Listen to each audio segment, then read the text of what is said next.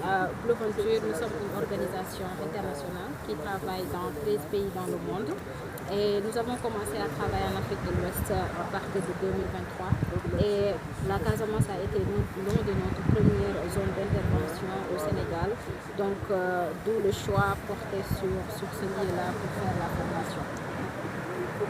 La formation, c'est inclusion financière. Qu'est-ce que vous visez à travers cette formation de ces femmes? Combien de femmes ont pu participer à cette formation?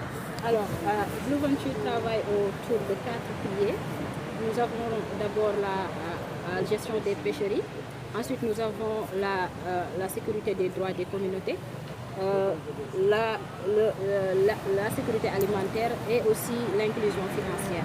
L'inclusion financière est l'un de nos piliers les plus prisés par notre organisation. Et également, cet atelier marque la première étape de cette inclusion financière, de ces piliers. Alors, nous avons commencé dans la zone avec la gestion des pêcheries, qui est notre premier pilier. Donc, cet atelier marque vraiment l'introduction de ces acteurs-là dans ce pilier.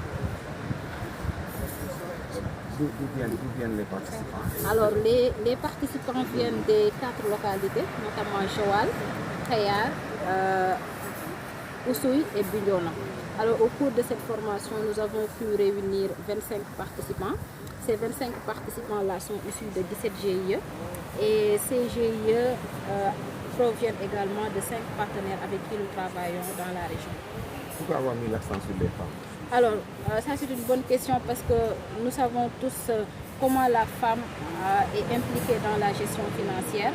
Et nous travaillons dans la gestion des pêcheries, notre premier pilier, avec les femmes, dans l'ostréiculture, dans la restauration des mangroves, d'où l'intérêt vraiment de juger que la prochaine étape, après les avoir soutenus dans la gestion des pêcheries, non seulement avec l'ostréiculture et avec les reboisements de mangroves, la prochaine étape serait de les apprendre comment vraiment gérer leurs finances, comment vraiment gérer durablement leurs revenus en conservant les ressources naturelles. Et qu'est-ce que cela peut apporter, surtout dans cette protection de ces aires marines protégées, de la gestion même de ces aires marines protégées?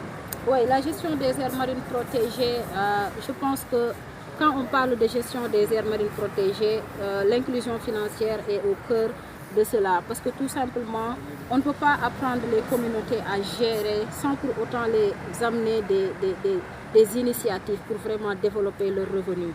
Donc nous avons pensé d'abord à commencer par ces formations-là.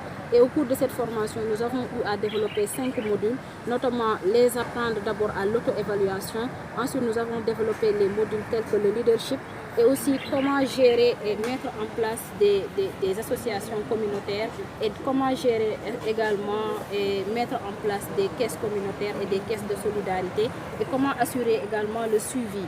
Et tout cela rentre dans le cadre de la gestion des communautaires, dont vous pouvez voir ici la présence de l'aire marine protégée de Oufayal Kassapandial qui nous accompagne et qui accompagne également les communautés pour assurer la gestion durable des ressources naturelles. In fine, c'est l'autonomisation des femmes qui est visée. Exactement, c'est l'autonomisation des femmes et également c'est comment permettre à ces femmes-là d'accéder aux produits financiers. Parce que tout simplement, quand on développe des activités, quand on apporte des finances à ces femmes-là sans les avoir mis sans avoir mis en exergue comment gérer ces actes-là, comment gérer les ressources-là, on ne pourra pas vraiment avoir un suivi comme nous le souhaitons. C'est pour cela que l'autonomisation des femmes est mise au centre. Et également, cet atelier rentre dans le cadre de notre objectif de Blue Venture qui est de soutenir 2 millions de communautés d'ici 2030 et également dans le cadre de la stratégie nationale de l'inclusion financière du Sénégal qui est d'inclure d'ici 2026 65% des adultes et aussi 90% des petites et moyennes entreprises. Et je pense que cet atelier contribue également à la stratégie nationale de l'inclusion financière, mais également à atteindre les objectifs de développement durable qui ont été posés, tels que les objectifs de développement 1 qui luttent contre la pauvreté, les objectifs de développement 14 et les objectifs de développement durable 17. Bonjour tout le monde. mon nom c'est Madeleine Ndiaye.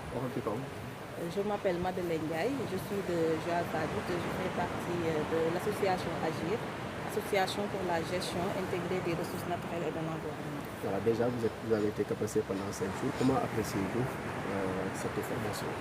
Donc, on peut dire une importance capitale. Ça nous a vraiment permis de voir mieux les choses parce qu'on était sur cette procédure, sur cette lancée, on peut dire, mais d'une façon informelle.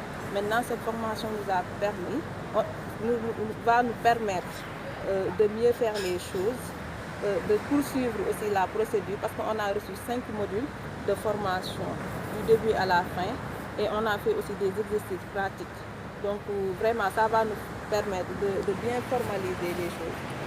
Voilà, parler de formalisation, cela veut dire que ça peut vous aider à pouvoir mieux mener vos activités.